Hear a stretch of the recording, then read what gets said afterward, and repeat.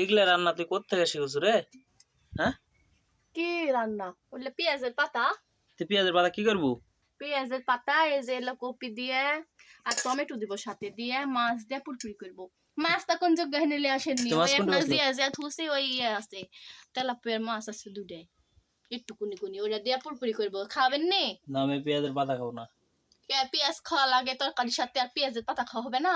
তো পেঁয়াজ আর পেঁয়াজের পাতা আলাদা হলো? তো পেঁয়াজের পাতা পুরপুরি করলে সেই স্বাদ লাগে তোকে আমি বন্ধুরে শাক এনা শাক তুলতে বলে শুনো না?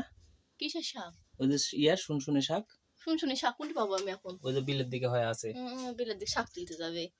শাক খাওয়া লাগবে না, এগুলা না শাকের মতনই উপকার।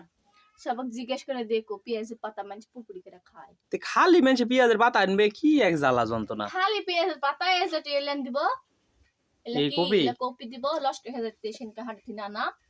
ওই দেখো একটু থুনু ওইলে বা কালকে দিব নি, কালকে বা কি তরকারি রানবো নি, ওই জন্য একটু থুনু আর আজকে একটু পুরপুরি করলে হয়ে যাবে।